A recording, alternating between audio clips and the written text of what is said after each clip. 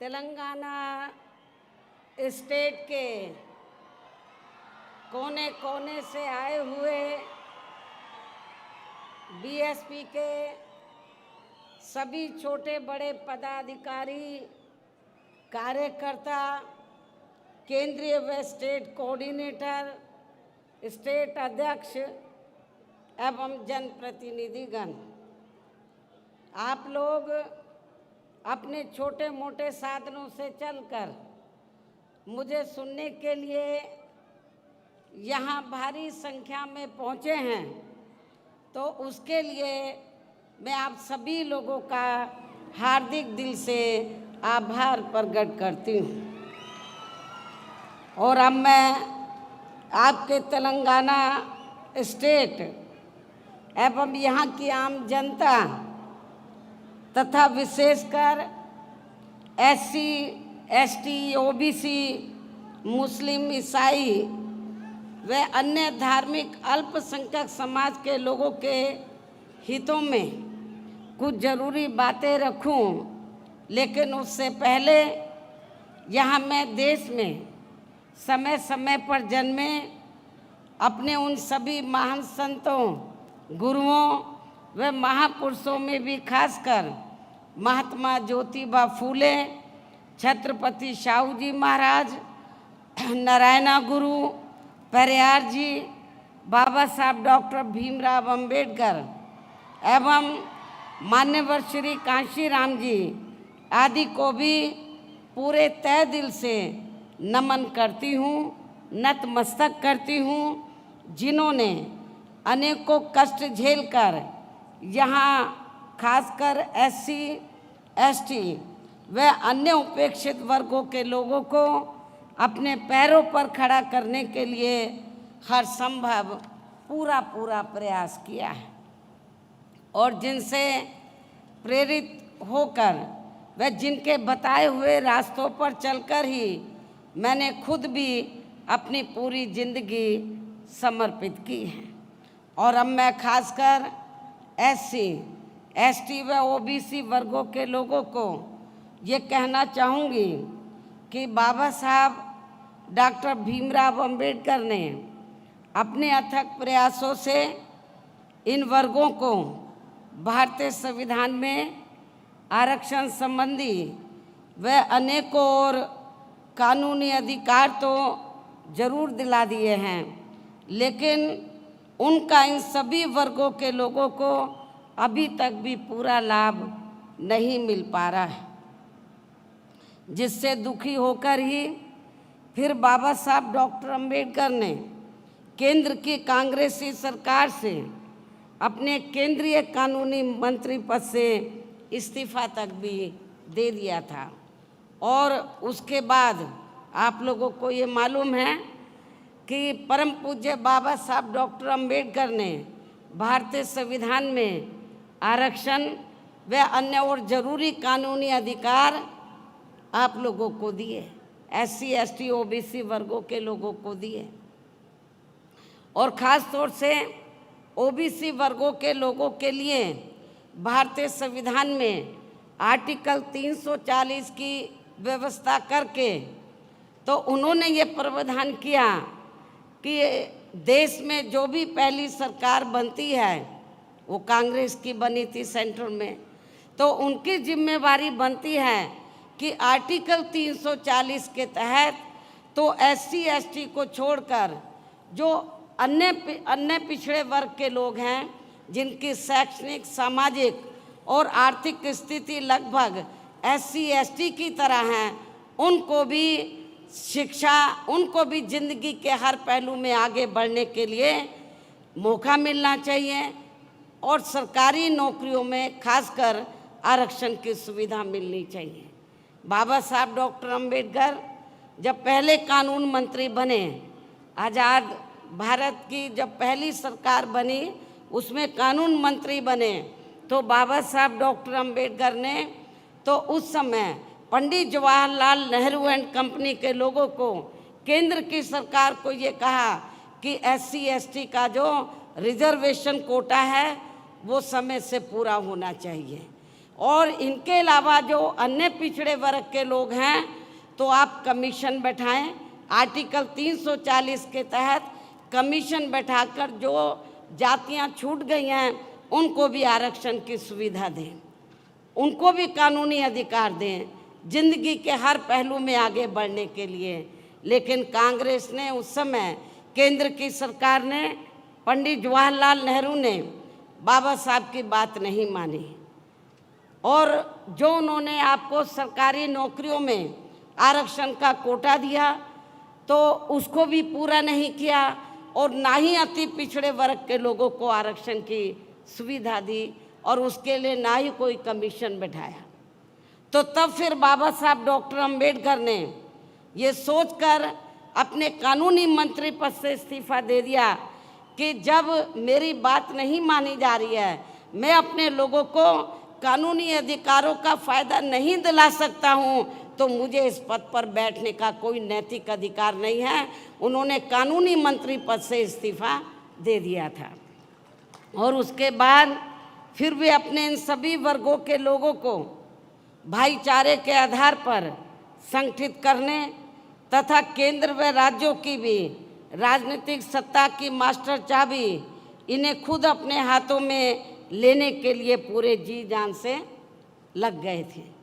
बाबा साहब डॉक्टर अंबेडकर इस्तीफा देने के बाद चुप नहीं बैठे थे। उन्होंने फिर ये फैसला लिया कि इन लोगों को मैं भाईचारे के आधार पर संगठित करूंगा और इनको इस लायक बनाऊंगा कि ये केंद्र और राज्यों में राजनीतिक सत्ता की मास्टर चाबी खुद अपने हाथों में लें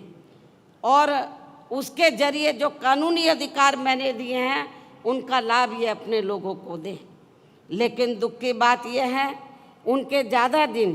परम पूज्य बाबा साहब डॉक्टर भीमराव अंबेडकर के ज़्यादा दिन जीवित ना रहने की वजह से वे अपने इस मकसद में अपने जीते जी कामयाब नहीं हो सके। इतना ही नहीं बल्कि इनकी देहांत के बाद इन वर्गों में से स्वार्थी किस्म के लोगों की वजह से काफ़ी समय तक इनकी ये मूवमेंट आगे नहीं बढ़ सकी।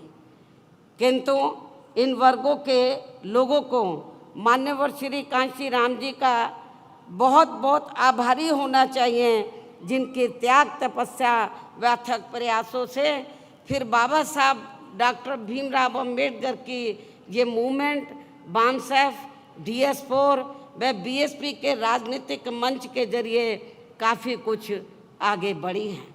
और उनके जीते जी व देहांत के बाद भी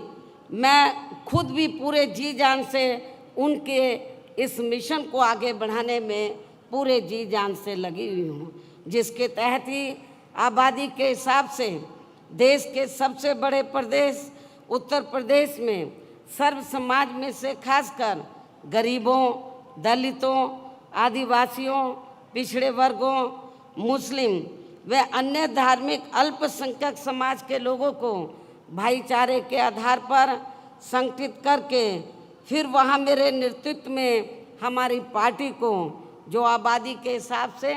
देश का सबसे बड़ा प्रदेश है, फिर वहाँ मेरे नेतृत्व में हमारी पार्टी को 4 बार अपनी सरकार बनाने का मौका मिला है और वहाँ हमारी पार्टी ने राजनीतिक सत्ता की मास्टर चाबी के जरिए इन वर्गों के लोगों को कानूनी अधिकारों का पूरा लाभ दिया है। उनके विकास व उत्थान के लिए अनेकों ठोस कदम उठाए गए। कानून व्यवस्था को सख्त करके उन्हें स्वाभिमान की जिंदगी बसर करने का भी मौका दिया गया है। खासकर यूपी में SC, ST व OBC वर्गों का सरकारी नौकरियों में विशेष अभियान चला के अधूरा पड़ा आरक्षण का कोटा पूरा किया गया। इनको व अन्य सभी समाज के गरीब एवं बेरोजगार लोगों को भी दूसरी पार्टियों की सरकारों की तरह उन्हें बेरोजगारी भत्ता न देकर सीधे तौर पर रोटी रोजी के साधन भी उपलब्ध कराए हैं। यहाँ मैं आपको ये बताना चाहती हूँ, एक फैशन सा बन गया है नौजवानों की वोट को लेने का। जब भी इलेक्शन होता है, या पार्लियामेंट का हो या असेंबली का हो। खासकर कांग्रेस पार्टी का हमेशा हर चुनाव में ये कहती हैं कि जब हमारी सरकार बन जाती है, कांग्रेस बोलती है जब कांग्रेस पावर में आ जाएगी तो जो नौजवान गरीब बेरोजगार लोग हैं तो उनको रोटी रोजी के साधन तो उपलब्ध नहीं करा पाएगी, लेकिन उनको बेरोजगारी भत्ता 2-3 हज़ार रुपये ज़रूर दे देगी। मैं समझती हूँ ये ठीक नहीं है। हमारी पार्टी इसमें भरोसा नहीं रखती है, इस सोच में, इस नीति में भरोसा नहीं रखती है। और हमने केवल कहानी करके दिखाया। और उत्तर प्रदेश में मैंने अपनी चारों हुकूमतों में वहाँ पे जो नौजवान गरीब लोग थे, बेरोज़गार लोग थे, उनको बेरोज़गारी भत्ता नहीं, बेरोज़गारी भत्ता क्या 4-5 हज़ार रुपये दे दो, उससे क्या आपका घर का खर्चा चल पाएगा? मैं समझती हूँ नहीं चल पाएगा। तो हमारी सरकार ने वहाँ दूसरी पार्टियों की तरह बेरोज़गारी भत्ता ना देकर गरीब और बेरोज़गार लोगों को, नौजवानों को हमने बड़े पैमाने पर वहाँ रोटी रोजी के साधन उपलब्ध कराए। और इतना ही नहीं, जो वहाँ पर भूमिहीन गरीब लोग थे उनको खेती करने के लिए हमने 3-3 एकड़ के हिसाब से सरकारी फ्री ज़मीन भी दी। लेकिन आपके तेलंगाना स्टेट में मुझे मालूम हुआ, यहाँ के आपके तेलंगाना स्टेट के जो मुख्यमंत्री हैं श्री केसीआर के बारे में मुझे मालूम हुआ कि इन्होंने हमारी सरकार की नकल तो ज़रूर की यहाँ पर, लेकिन उसको ज़मीनी हकीकत में अमली जामा नहीं बनाया। इन्होंने कहा कि जो दलित वर्ग के लोग हैं या गरीब लोग हैं उनको 3-3 एकड़ हम खेती करने के लिए ज़मीन फ्री देंगे, लेकिन उन्होंने ऐसा नहीं किया। केवल कागजों में ज़रूर ज़मीन दे दी, लेकिन ज़मीनी हकीकत में, प्रैक्टिकल में आप लोगों को ज़मीन नहीं दी है। हमने उत्तर प्रदेश में सरकारी खर्चे से गरीब आवासहीनों के पक्के मकान बना कर दिए। जिनके पास अपने घर नहीं थे, सरकारी पैसे से हमने पक्के मकान बना कर दिए। और इतना ही नहीं, जो SC ST वर्ग के लोग जिन्होंने बैंकों से कर्जा लिया हुआ था अपने छोटे मोटे काम के लिए और वो पैसा नहीं, कर्जा अदा नहीं कर पाए थे, हमने सरकार के पैसे से उनका कर्जा अदा किया, कर्जे से मुक्त उनको कराया हमने। ऐसे अनेकों और भी महत्वपूर्ण फैसले लिए गए जिससे इनकी काफ़ी हद तक आर्थिक स्थिति मजबूत हुई है। साथ ही डॉक्टर अंबेडकर ग्राम विकास योजना व मान्यवर श्री कांशीराम जी शहरी विकास योजना के तहत गांवों व शहरों में रहने वाले दलितों एवं अन्य उपेक्षित वर्गों के लोगों की बस्तियों को भी सभी जरूरी सुविधाओं से जोड़ा है, जिनकी जातिवादी सरकारों में चलते यहाँ हर स्तर पर काफ़ी ज़्यादा उपेक्षा की गई है। इनके अलावा सर्व समाज में से गरीबों, बेरोजगारों, मजदूरों, कर्मचारियों, किसानों, व्यापारियों व अन्य मेहनतकश लोगों के हितों में भी अनेकों ऐतिहासिक कार्य किए हैं, जिनकी काफ़ी कुछ जानकारी आपके स्टेट के लोगों को भी है, उन्हें मैं दोहराना नहीं चाहती हूँ। इतना ही नहीं, बल्कि हमारी पार्टी की रही सरकार ने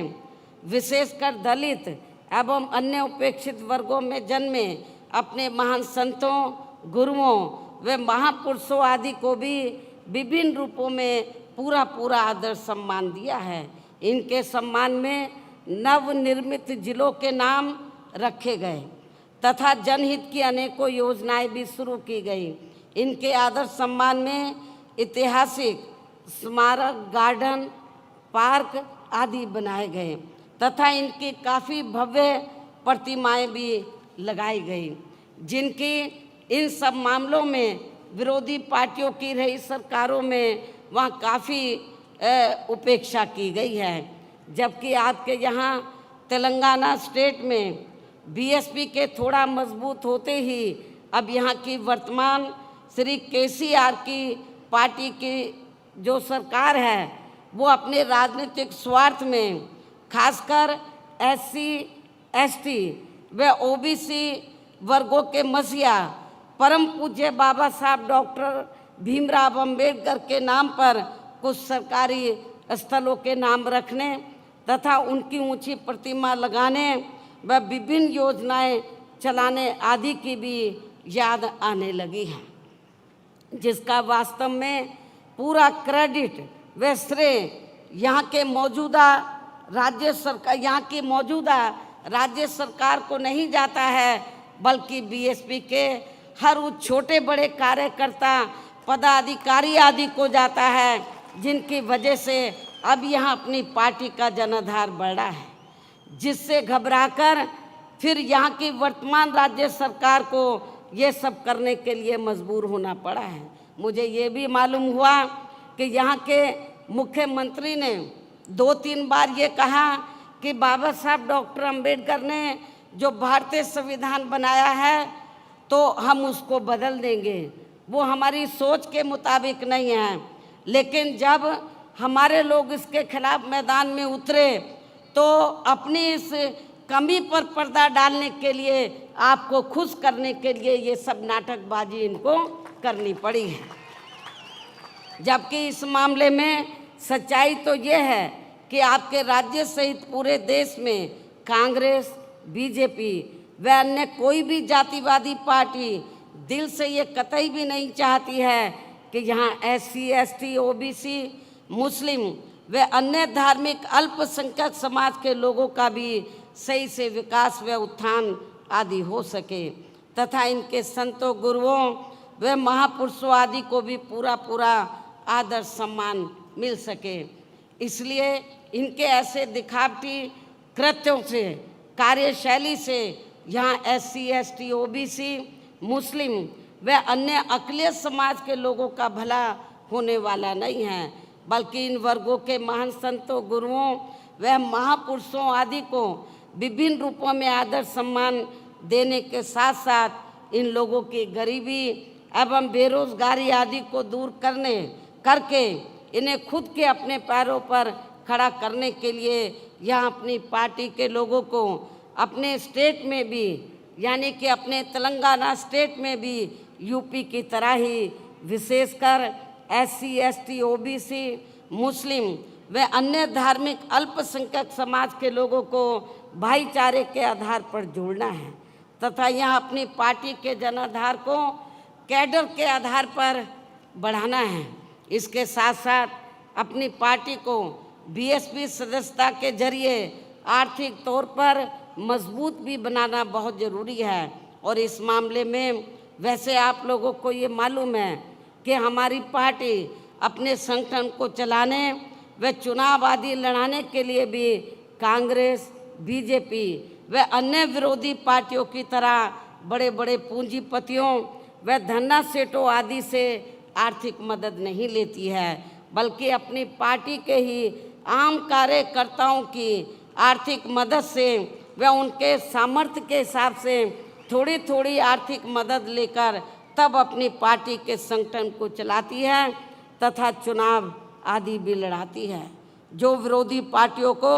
अच्छा नहीं लगता है। साथ ही BSP को कमज़ोर करने के लिए खासकर कांग्रेस, BJP व अन्य पार्टियों द्वारा आए दिन जो किस्म किस्म के हथकंडे अपनाए जा रहे हैं, तो उनसे भी अपनी पार्टी के लोगों को ज़रूर सावधान रहना है। और ख़ासकर यहाँ की जो वर्तमान सरकार है उसके उससे भी ज़रूर आपको सावधान रहना है। और इस संबंध में सावधानी के तौर पर यहाँ मैं ये भी कहना चाहूँगी, देश के जिन जिन राज्यों में हमारी पार्टी मजबूत हो रही है, देश के जिन जिन राज्यों में हमारी पार्टी मजबूत हो रही है, तो वहाँ विरोधी पार्टियों ने पर्दे के पीछे से विशेषकर दलित व अन्य कमज़ोर वर्गों में से स्वार्थी किस्म के लोगों को इस्तेमाल करके तथा उनके जरिए अनेकों दलित एवं पिछड़े वर्ग के संगठन व छोटी छोटी पार्टियां भी काफ़ी बनवा दी गई हैं, ताकि चुनाव के दौरान वे अपने हिसाब से, यानी कि विरोधी पार्टियां अपने हिसाब से बीएसपी की मजबूत सीटों पर खासकर दलित, आदिवासी व अन्य पिछड़े वर्ग के उम्मीदवार उतारकर उनका वोट बांट सके, जिससे फिर हमारी पार्टी चुनाव में अपना उम्मीदवार ना जिता सके तथा फिर ये पार्टी यानी कि हमारी पार्टी सत्ता से दूर बनी रहे। एक ये भी षड्यंत्र विरोधी पार्टियों का चल रहा है और ये सब हमें आपके स्टेट में भी काफ़ी कुछ देखने के लिए मिल रहा है, जिससे आप लोगों को ज़रूर सचेत रहना है। अर्थात आपको अपना वोट कतई भी बांटना नहीं है। जबकि बीएसपी के खासकर दलित बेस वोट को तोड़ने के लिए अब सभी विरोधी पार्टियां इनके मसीहा परम पूज्य बाबा साहब डॉक्टर भीमराव अंबेडकर की जयंती एवं पुण्यतिथि पर किस्म किस्म के कार्यक्रम आदि करके खूब नाटक करती रहती हैं, जिनको यहाँ के जातिवादी लोग व उनकी पार्टियाँ उनके जीते जी बिल्कुल भी आगे बढ़ते हुए देखना नहीं चाहते थे। और खासकर देश की सबसे पुरानी पार्टी कांग्रेस पार्टी ने तो बाबा साहब डॉक्टर भीमराव अंबेडकर जी को, जिन्होंने देश का संविधान बनाया है, उनको भारत रत्न की उपाधि तक से भी सम्मानित नहीं किया था। आज़ादी के बाद कांग्रेस पार्टी लंबे अरसे तक सेंटर की सत्ता में रही। हमारे लोगों ने आंदोलन किया, मांग की कि बाबा साहब डॉक्टर अंबेडकर को भारत रत्न की उपाधि से सम्मानित किया जाए, लेकिन कांग्रेस ने आप लोगों की इस डिमांड को नहीं माना और कांग्रेस ने सत्ता में रहते हुए वह अपनी सत्ता में यानी कि कांग्रेस जब सेंटर में थी तो सत्ता में रहते हुए बाबा साहब को भारत रत्न की उपाधि से सम्मानित नहीं किया था। इतना ही नहीं बल्कि केंद्र में रही इसी कांग्रेस पार्टी की सरकार में ही पिछड़े वर्ग की आरक्षण से संबंधित मंडल कमीशन की रिपोर्ट आ गई थी, जिसे भी इनकी सरकार ने लागू नहीं किया था। तब फिर बीएसपी ने अपने अथक प्रयासों से केंद्र में रही श्री बीपी सिंह की सरकार से उनसे इसे ये कह के लागू करवाया था। उस समय जब श्री बीपी सिंह की सरकार सेंटर में बनी उनके नेतृत्व में, तो हमारी पार्टी के पहली बार कुछ मेंबर पार्लियामेंट जीत कर आए थे। खाता खुला था पार्लियामेंट में और मैं भी मेंबर पार्लियामेंट बनी थी, लोकसभा में मैं चुनकर आई थी। तो उस समय श्री बीपी सिंह ये चाहते थे कि मान्यवर श्री कांशीराम जी को उन्होंने कहा कि हम ये चाहते हैं कि आपकी पार्टी सरकार में शामिल हो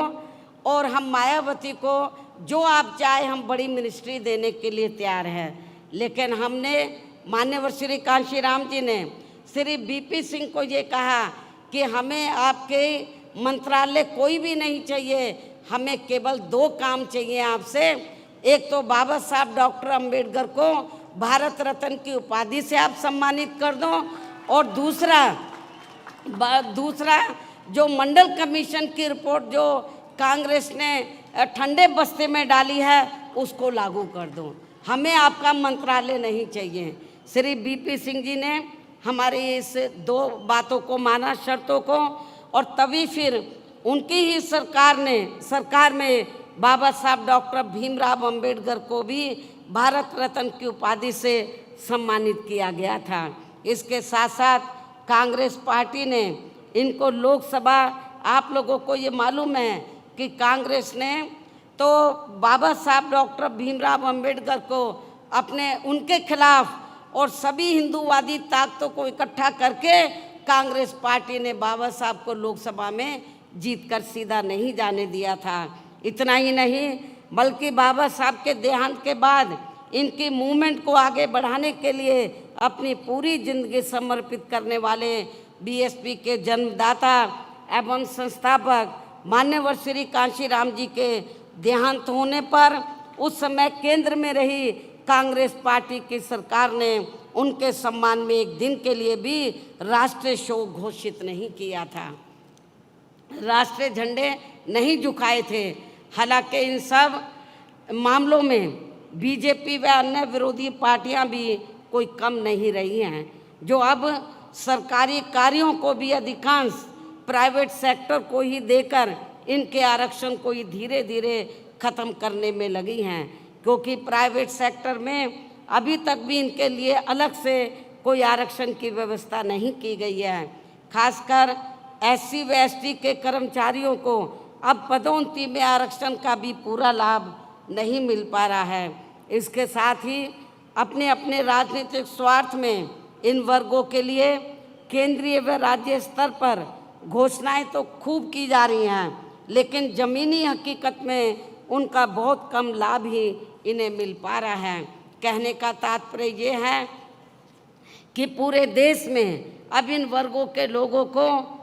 ऐसी सभी विरोधी पार्टियों के कतई भी बहकावे में नहीं आना है। और आप लोगों को यहाँ की जो वर्तमान राज्य सरकार है तो वो तो आप लोगों को गुमराह करने के लिए तो नंबर 1 पर है, किस्म किस्म के नाटक करने में माहिर है, लेकिन आप लोगों को इनके बहकावे में बिल्कुल भी नहीं आना है। और इन्हें अपनी केवल आप लोगों को केवल अपनी एकमात्र हितैषी पार्टी BSP को ही मजबूत बनाकर उसे कामयाब बनाना है, जो कहने में बहुत कम व कार्य करके दिखाने में ही ज़्यादा विश्वास रखती है। अर्थात BSP की कथनी व करनी में कभी कोई अंतर नहीं होता है, यानी कि BSP जो कहती है उसे करके भी दिखाती है। आप लोगों को ये मालूम है यूपी में 4 बार हमारी सरकार बनी। हमने सरकार बनाने से पहले जब हम चुनाव में गए, असेंबली के चुनाव में, हमने दूसरी पार्टियों की तरह कोई अपना मैनिफेस्टो जारी नहीं किया। हमने कहा हम पावर में आ जाएंगे तब हम अपना मैनिफेस्टो जारी करेंगे, हम क्या करना चाहते हैं। हमने 4 बार कोई अपना मैनिफेस्टो जारी नहीं किया और जब सत्ता में आ गए फिर हमने बता दिया कि हम क्या करना चाहते हैं। इन्हीं ज़रूरी बातों के साथ ही अब मैं आप लोगों से यही कहना चाहती हूँ कि यहाँ आपके तेलंगाना स्टेट में जब भी विधानसभा के आम चुनाव होते हैं, आप लोगों को मालूम है कुछ महीने का बाकी बचे हैं, तो तब फिर यहाँ आपको अपने स्टेट में भी अपनी पार्टी को सत्ता में लाने का हर संभव पूरा प्रयास करना है। उसके बाद लोकसभा के आम चुनाव होंगे। लोकसभा आम चुनाव में भी आपको अपने प्रदेश से पार्टी के ज़्यादा से ज़्यादा सांसद जिता कर लाने हैं, मेंबर पार्लियामेंट जिता कर लाने हैं। वैसे आज आपकी ये जो भीड़ है और भीड़ के जोश को भी देखकर मुझे ऐसा ज़रूर लग रहा है कि इस बार आप लोग अपने प्रदेश से लोकसभा का आम चुनाव बाद में होगा, लेकिन लोकसभा आम चुनाव के साथ साथ विधानसभा जो पहले विधानसभा का आम चुनाव होगा तो विधानसभा आम चुनाव में भी अपनी पार्टी का यहाँ बेहतर रिजल्ट जरूर लाएंगे तथा अपनी पार्टी की यहाँ हर हालत में ज़रूर सरकार बनाएंगे। यहाँ अपनी पार्टी की हर हालत में यह ज़रूर सरकार बनाएंगे और सरकार बनने पर फिर यहाँ आपको पार्टी की ओर से मुख्यमंत्री हर मामले में काबिल व मिशनरी कार्यकर्ता को ही बनाया जाएगा। ये भी मैं आपको बताना चाहती हूँ। अर्थात फिर आपके स्टेट का आज मैं एडवांस में डिक्लेयर भी कर रही हूँ, आपको बता भी रही हूँ, घोषित भी कर रही हूँ। अर्थात जब हमें यह सरकार बनाने का मौका मिलता है तो फिर आपके स्टेट का मुख्यमंत्री यहाँ BSP के स्टेट अध्यक्ष श्री RS प्रवीण कुमार को ही बनाया जाएगा, जो अपनी IPS की बड़ी सरकारी नौकरी से इस्तीफा देकर वह VRS लेकर अब पूरी मिशनरी भावना से यह अपनी पार्टी को मजबूत बनाने में लगे हैं। मुझे पूरा भरोसा है कि ये इस पद पर आसीन होकर फिर यूपी की तरह ही यहाँ अपने लोगों का हर स्तर पर प्राथमिकता के आधार पर पूरा ध्यान रखेंगे। इसके साथ ही ये यूपी की तरह ही यहाँ अपने संतों, गुरुओं व महापुरुषों आदि को भी पूरे दिल से आदर सम्मान देंगे और इसके लिए आपके केंद्रीय स्टेट कोऑर्डिनेटर श्री रामजी गौतम भी मेरे दिशा निर्देशन में यहाँ के स्थानीय लोगों के साथ मिलकर अपनी पार्टी के जनाधार को बढ़ाने में वे आर्थिक तौर पर मजबूती देने में भी पूरे जी जान से लगे हैं। मुझे ये मालूम है कि हमारे स्टेट के प्रेसिडेंट के साथ साथ यहाँ पर लोकल जो स्टेट कोऑर्डिनेटर हैं वो भी यहाँ पार्टी को मजबूत बनाने में पूरे जी जान से लगे हैं। उनसे भी मैं यहाँ कहना चाहूँगी कि वे यहाँ के स्टेट में होने वाले विधानसभा आम चुनाव, पहले विधानसभा का आम चुनाव होगा कुछ ही महीने में, यहाँ आपके स्टेट में होने वाले विधानसभा आम चुनाव व इसके बाद लोकसभा आम चुनाव में भी अपनी पार्टी का बेहतर रिजल्ट लाने में अपना पूरा योगदान देंगे। तन मन धन से पार्टी को मजबूत बनाएंगे। ये मेरी यहाँ के जो पार्टी के जो वरिष्ठ लोग हैं और हमारे केंद्रीय स्टेट कोऑर्डिनेटर हैं उनसे मेरी पुरजोर अपील है। आप सभी लोगों से, कार्यकर्ताओं से भी, सभी छोटे बड़े पदाधिकारियों से भी अपील है कि कोई भी काम कठिन नहीं होता है, लेकिन आपकी इच्छा शक्ति होनी चाहिए। आप ये तहिया कर लें कि हमें यहाँ की वर्तमान स्टेट गवर्नमेंट को हमें सत्ता से बाहर करना है। जो ये सपना देख रहे हैं कि हम बाबा साहब का संविधान बदल देंगे, आप लोगों को संविधान, आप लोगों को इस लायक उनको नहीं छोड़ना कि वो संविधान बदलने के लायक हो। उनको सत्ता से बाहर करके आप लोगों को सत्ता पर काबिज होना होगा। आपको मेहनत करनी होगी। यूपी में भी वहाँ के लोगों ने बहुत मेहनत की। आप लोगों को ये मैं बताना चाहती हूँ कि आप लोगों को लगता होगा कि यूपी में बीएसपी अब थोड़ा कमज़ोर क्यों हो रही है। बीएसपी कमज़ोर नहीं हो रही है। वहाँ पर जब तक उत्तर प्रदेश में बैलेट पेपर से चुनाव होता रहा, हमारी पार्टी का जनाधार आगे बढ़ा, बराबर बढ़ा है। और जब से चुनाव ईवीएम से हो रहा है तो समझ में नहीं आ रहा हमारा वोट कहाँ चला गया है। तो उसमें काफ़ी हेरा फेरी की है, धांधली ये की जा, पहले कांग्रेस करती थी, अब बीजेपी कर रही है, स्थानीय पार्टी भी कर रही हैं। लेकिन जब ये लोग ईवीएम में धांधली करते हैं, कभी कभी धांधली करने वाले लोग जिनको ये इस्तेमाल करते हैं, कभी कभी उनका सिस्टम फेल भी हो सकता है। इसलिए आप लोगों को ठंडे होकर नहीं बैठना है। तो चाहिए ईवीएम से कराएं, कुछ भी करें, आप लोगों को हर प्रकार की तैयारी करके तो यहाँ पर अपनी सरकार बनाना बहुत ज़रूरी है। आप लोगों को मालूम है यहाँ की कुछ स्थानीय समस्याएं थी। जब आंध्र प्रदेश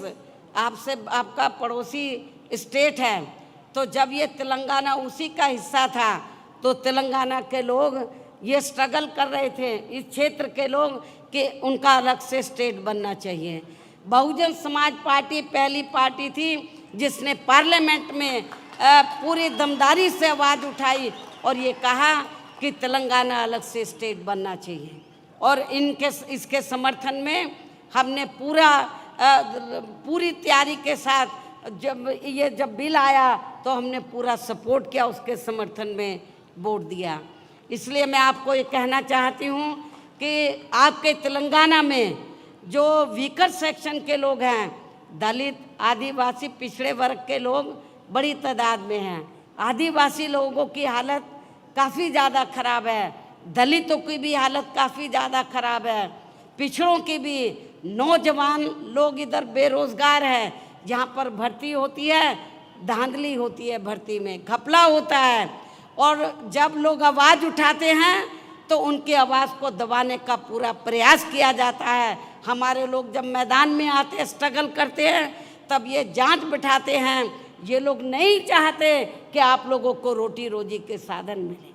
आप लोगों की जो अन्य स्थानीय समस्याएं हैं उनका समाधान हो, ये लोग बिल्कुल नहीं चाहते हैं। चाहे कांग्रेस हो, बीजेपी हो या यहाँ की स्थानीय पार्टियाँ हों, वो बिल्कुल नहीं चाहती हैं कि यहाँ पर जो दबे कुचले लोग हैं, वीकर सेक्शन के लोग हैं, अपने पैरों पर खड़े हों। तो मेरी आप लोगों से यही अपील है कि आप लोग यदि चाहते हैं मान सम्मान की ज़िंदगी बसर करना, स्वाभिमान की ज़िंदगी बसर करना, अपने पैरों पे खड़ा होना चाहते हैं, अपने संतों, गुरुओं और महापुरुषों को यूपी की तरह आदर सम्मान देना चाहते हैं। आप लोग जुर्म जाति से निजात पाना चाहते हैं। कितना बुरा हाल है अपने लोगों का। एक IAS ऑफिसर जाके बिहार में नौकरी करता है, उसकी हत्या कर दी जाती है और उसके बाद जो हत्या में शामिल होता है वहाँ के वर्तमान राज्य सरकार उसको रिहा कर देती है, लेकिन यहाँ का आपका मुख्यमंत्री चुप रहता है और कुछ आवाज़ नहीं उठाता है। BSP ने इसके खिलाफ आवाज़ उठाई, ये गलत हो रहा है। लेकिन यूपी में हमने जो दबे कुचले लोग थे, जो पिछड़े वर्ग के लोग थे, उनको पूरा न्याय दिया, उनके ऊपर जुर्म जाति नहीं होने दी। हालांकि हमने जो फैसले लिए, दूसरी पार्टियां उसकी नकल करने की पूरी कोशिश में लगी रहती है, लेकिन वो जातिवादी मानसिकता होने की वजह से उनकी नीयत साफ नहीं है, इसलिए वो लोग उसका फ़ायदा आप लोगों को नहीं दे पा रहे हैं। तो मेरी आप लोगों से फिर पुरजोर अपील है कि कुछ ही महीनों में असेंबली का चुनाव होगा। आप लोग चुनाव से पहले अपने संगठन को मजबूत करें, पार्टी के जनाधार को बढ़ाएं, खास तौर से वीकर सेक्शन में, माइनॉरिटीज़ में, और जो अपर कास्ट में से गरीब लोग हैं, मेहनत कश लोग हैं, उनको भी तैयार करें, सर्व समाज को जोड़ें, बहुत बड़ी ताकत बनाएं, जनाधार को बढ़ाएं, और ताकि आप लोगों की अपनी सरकार बने। इसी उम्मीद के साथ अब मैं आप लोगों का और ज़्यादा समय न लेते हुए आप लोगों से यही रजा लेती हूँ। जय भीम, जय भारत।